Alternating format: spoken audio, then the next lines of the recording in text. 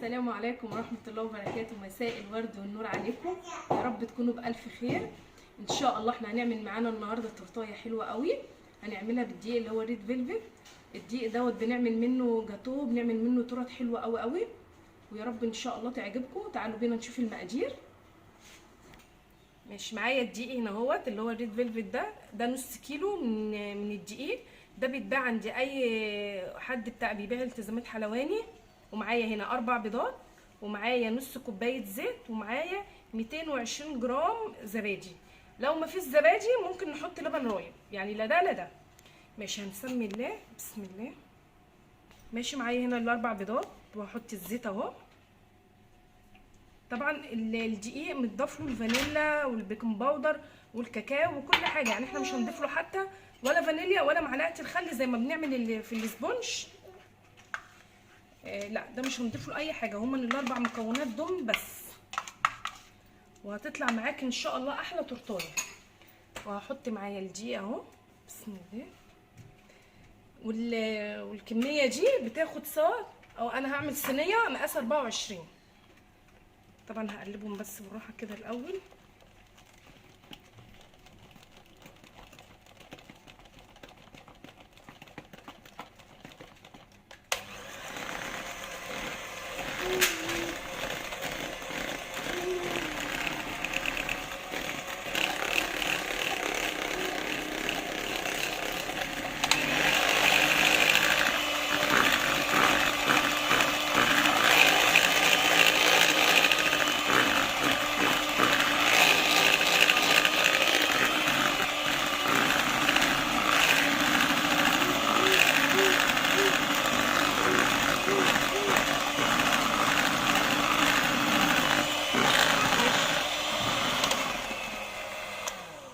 انا معايا القوام اهو بتاع الكيكه.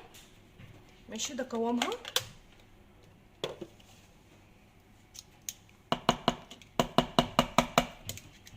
هو ما بينفش زي الاسبونج، يعني الاسبونج لو فضلتي تضربي فيه هيعلى معاكي ويبقى شبه الكريمه. لا، انا هنا حاطه بس ورقه زبده. بسم الله. هنزل كل معيار الكيكه كده معايا.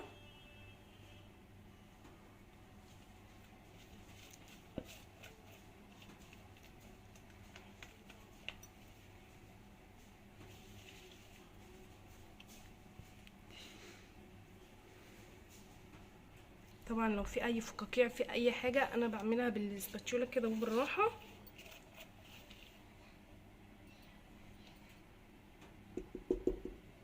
دي بتدخل على فرن بقى، بتقعد حوالي نص ساعه. بتدخل على فرن درجه الحراره بتاعتها 200. هي ان شاء الله بعد ما تطلع انا لازم اسيبها ترتاح 3 ساعات على الاقل، علشان انفع ان انا اشتغل فيها، علشان بس ما يعني تبقى ارتاحت خالص واقدر ان انا اقطعها. فانا دلوقتي هدخلها الفرن، وان شاء الله لما اطلعها وابتدي اشتغل فيها هوريها لكم. الكيكه معايا اهي، طلعت اهي. بس انا عملت كيكتين. عملت واحده الاولانيه اللي هي مقاس 24، بس انا حسيت ان التورته مش هتطلع عاليه بصراحه، فانا رحت عامله واحده مقاس 20، علشان خاطر انا عايزه يعني هعمل دي بقى التورته. واللي هي مقاس 24 ديت انا هعملها حاجه تانية، عاملها زي الكبات كده، هوريها لكم برضو واحنا شغالين. انا طبعا بشيل الوش الملزق ده. انا بس بقول لكم ليه، لان لو انت حابه تعمليها تورته مقاس 24 هيطلع معاكي مش عاليه زي مقاس 20. يعني ممكن تعمليها تقسميها على 2 بس، مش هتقدري تقسميها اكتر من كده. لكن مقاس 20 ممكن تطلع معاكي 3 أو 4 كمان. فانا كده بشيل الوش الملزق. وانا كده كده عامه ببقى كاتبه لكم كل المقادير في صندوق الوصف. يعني حضرتك هتخشي على عنوان الفيديو وتدوسي على السهم، هتلاقي هتلاقي المقادير، هو ده صندوق الوصف، هتلاقي المقادير مكتوبه لك بالظبط. بشيل بقى كل الملزق كده.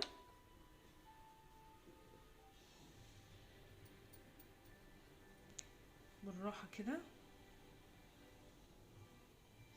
وبحاول ان انا اسويها سنه.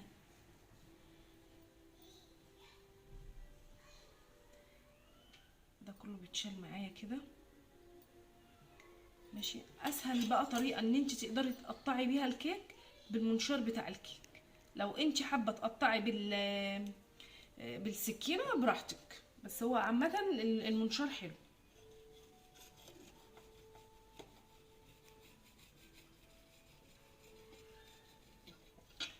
انا قطعت بيه كده اهو. بسم الله. ادي معايا اول طبقه اهيت.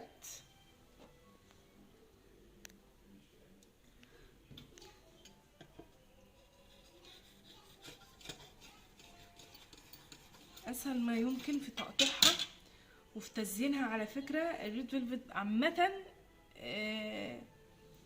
بتزينيه يعني تزيينه بسيط، مش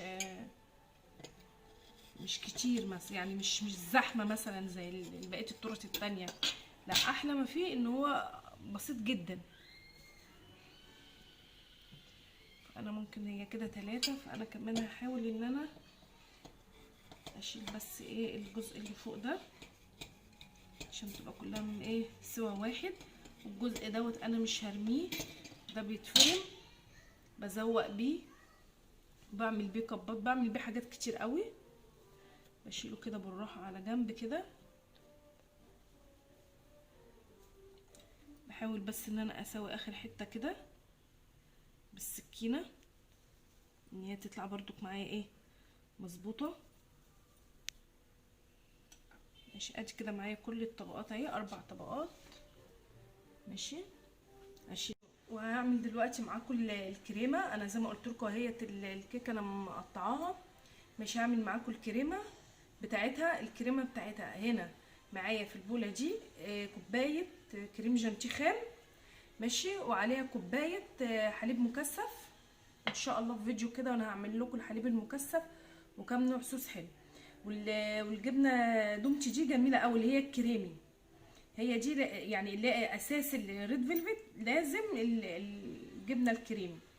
ليه بقى؟ هي بتديها الطعم بتاعها الحلو. مكانها ممكن ان انت تحطي بقى جبنه مثلثات، بس دي حلوه ديت 380 جرام. بس انا مش هاخدها كلها، يعني انا هقول لكم في الاخر انا خدت قد ايه. ماشي. ومعايا هنا معلقه جيلاتين انا سايباها على جنب. احنا هنفك، يعني انا دوبتها في معلقه جيلاتين عليها معلقه ميه سخنه. فانا طبعا هفكها شويه كده اما احتاجها على حمام ميه هتفك خالص، بس لازم نصفيها. طبعا احنا مع بعض هوريها لكم ازاي. هحط على الكريم جانتيه كوبايه ميه ساقعه جدا.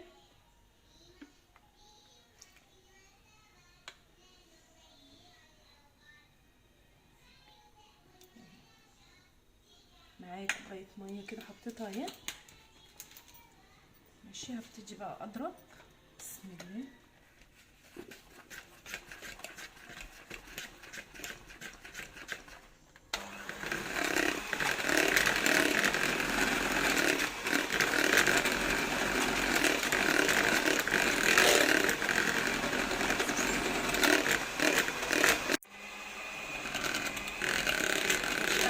القوام معايا، بس القوام معايا كده اهوت. طبعا انا زودت ربع كوبايه ميه كمان. ماشي. علشان القوام لقيته معايا تقيل قوي. هضيف بقى الحليب المكثف. وانا يعني عامله كريم جانتيه خام علشان خاطر ما ضفتش السكر. ليه؟ علشان خاطر الحليب المكثف فيه سكر، علشان ما تبقاش مسكره قوي. فانا استكفيت يعني بالحليب المكثف. ماشي. وهاخد بقى الكريمه. انا هضيف 1.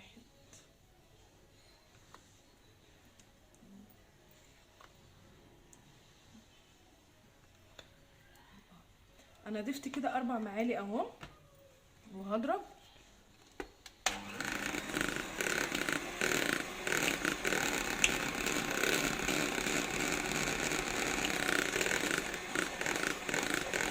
ماشي. انا الكريمه معايا اهي ضربتها. ومعلقه الجيلاتين اللي قلت لكم عليها اهي بتسيحيها لا اما في الميكروويف لا اما على حمام ميه. فطبعا انا هصفيها عشان اطمن ان هي ما فيهاش اي تكتلات ولا اي حاجه.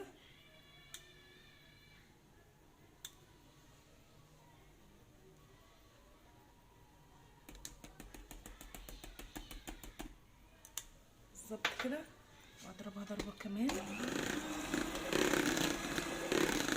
الجيلاتين ده بقى علشان لو انت هتقعديها مثلا كذا يوم يعني لو عامله مثلا كميه وهتقعد معاكي في الثلاجه. طبعا انا عامله كبات هوريها لكم.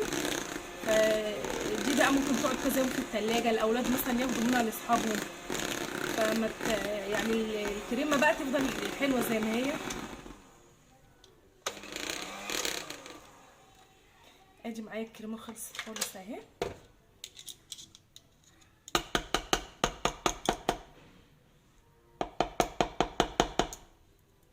معايا اهوت حطيتها على الطبق اهو بتاع التورته. وبصوا دي الكمبات اللي انا هعملها هيبقى شكلها حلو قوي. بس ديت انا هعملها بالكيكه اللي انا فرمتها في الكبه. برضو هوريها لكم برضو احنا بنعملها. ماشي بسم الله. بصوا طبعا انا حطيت الكريمه في الكيس الحلواني، بتبقى سهله وبتخفف عليكي اكتر لما بتعمليها كده، يعني كده اسهل ما يمكن.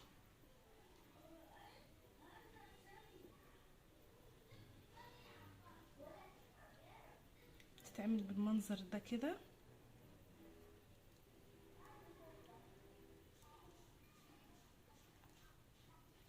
طبعا بسويها انا.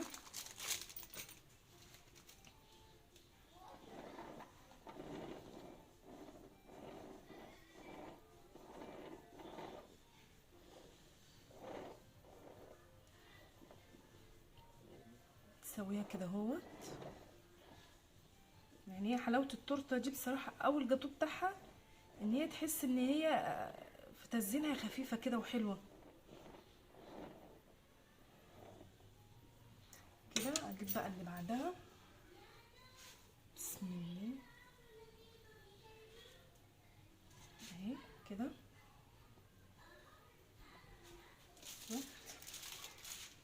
وابتدي زي ما عملت في الاولانيه بالظبط كده، ابتدي برضك اعمل في التانية كده لحد لما اخلص كل الكميه اللي معايا.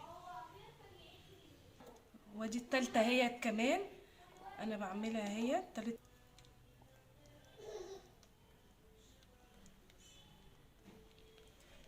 طبقه برضك معايا اهي. اسهل ما يمكن بصراحه.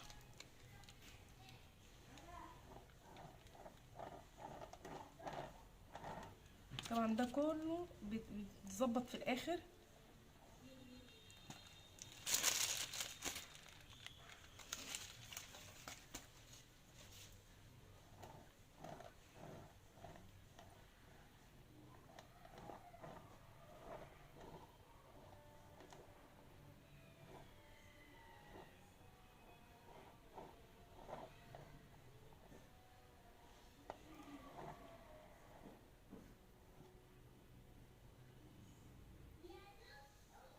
كده معايا بقى اللي هي اخر طبقه اهي انا هحطها خلاص اهيت.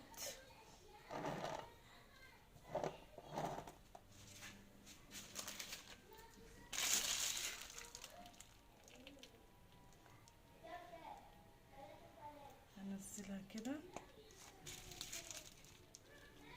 طبعا انا الكيس معايا كده خلص، فانا هكمل بقى دي كده اخر طبقه اهي.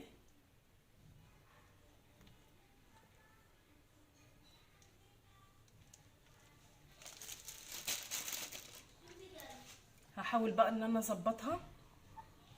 اظبط السطح بتاعها كده.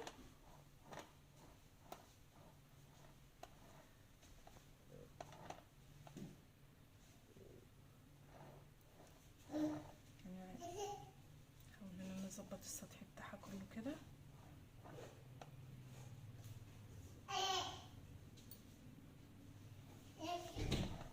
بعد كده بقى هنزل طبعا بالجوانب.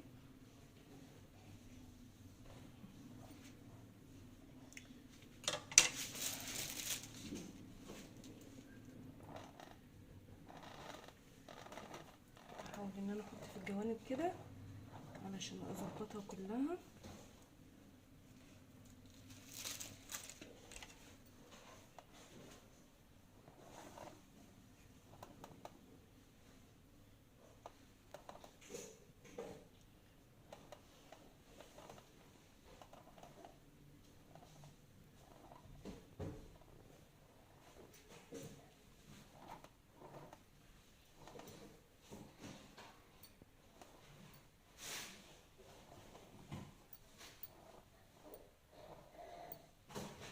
طبعا الجوانب دي كلها احنا لسه انا فارمه شويه كيك يعني.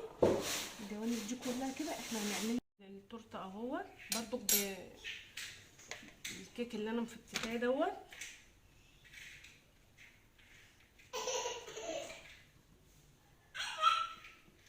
هزوقها كلها كده. طبعا كل الزيادات دي انا بشيلها.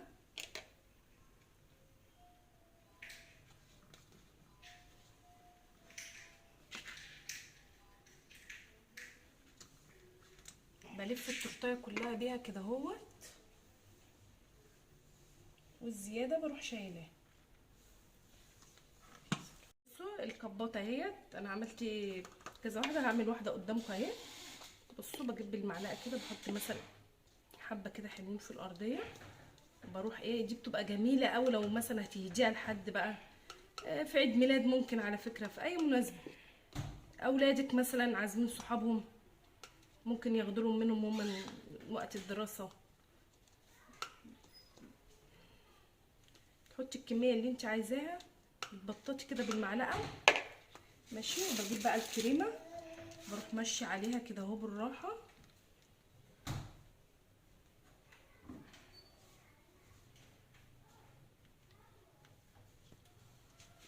بروح برضك على التانية اهي.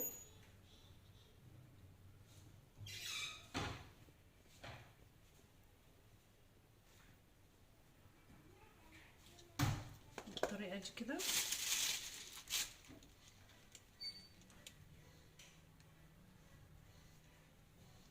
بقى شكلها لطيف قوي وحلوه ان انت مثلا تهديها لحد.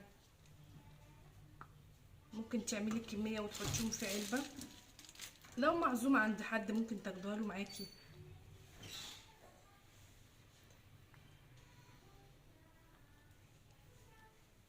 بعد ما حطيت الكريمه اهي ببتدي بقى اجيب تاني وارشرش كده اهو بالراحه.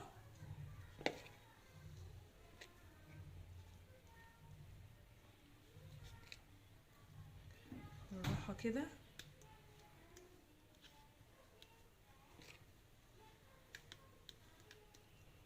طبعا احنا هنرجع نحط طبقه كريمه تانية،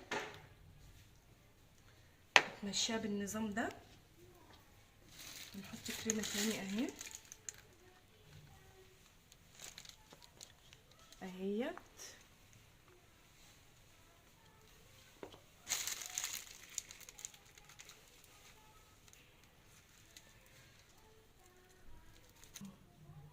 وامشي بنفس الطريقه كده. بصوا لحد لما ايه اخلص كل الكميه اللي معايا دي. برضو انا حطيت فيها كيك تاني، حطيت كيك تاني على الوش. امشي كده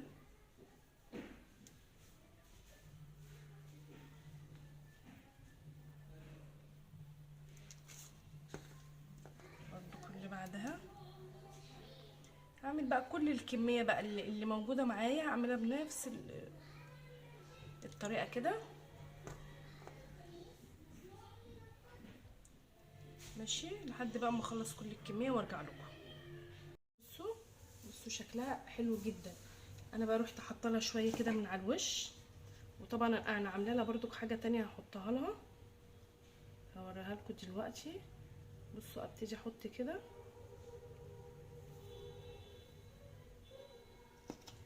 كل واحده شويه شويه كده.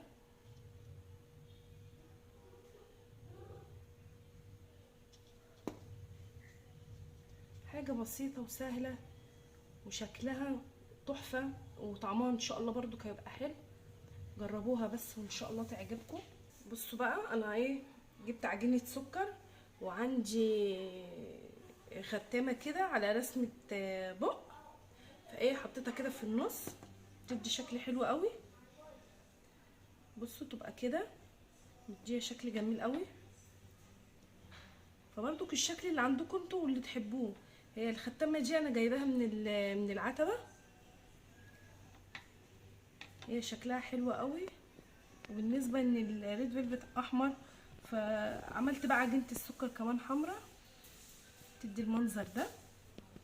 بصوا شكلها عامل ازاي اهي، شكلها تحفه. بقفلها بعد كده بقى ايه بالغطا بتاعها.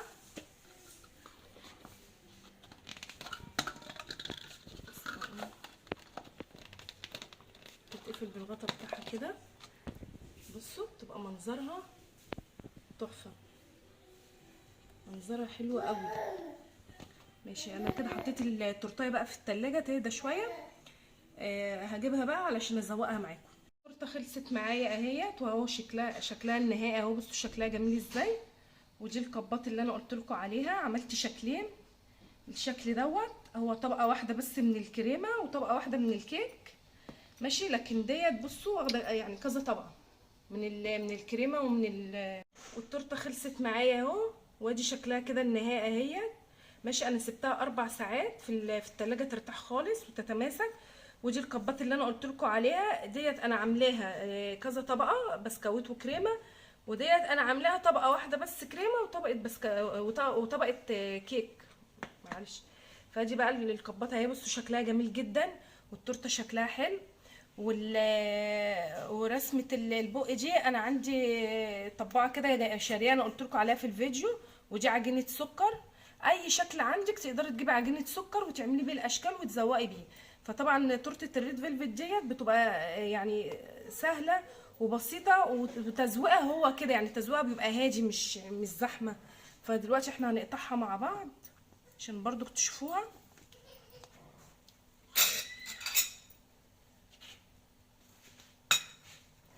بسم الله.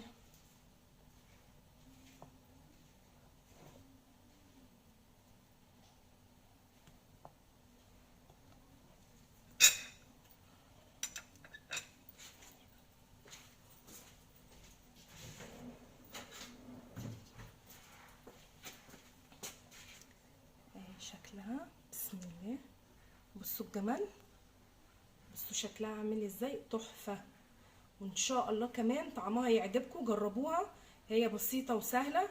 وان شاء الله انا هبقى طبعا كاتبه لكم المقادير بتاعتها في صندوق الوصف. صندوق الوصف دوت بتدخلي على العنوان بتاع الفيديو، بتلاقيني كاتبالك بتدوسي عليه تلاقي صندوق الوصف، بتلاقي كاتبه المقادير. ادي شكل الكيكه، شكلها تحفه، تتقطع بكل سهوله اهي. بصوا جميله جدا، بصوا شكلها تحفه. انتظروني ان شاء الله في فيديو جديد، واسيبكم في حفظ الله.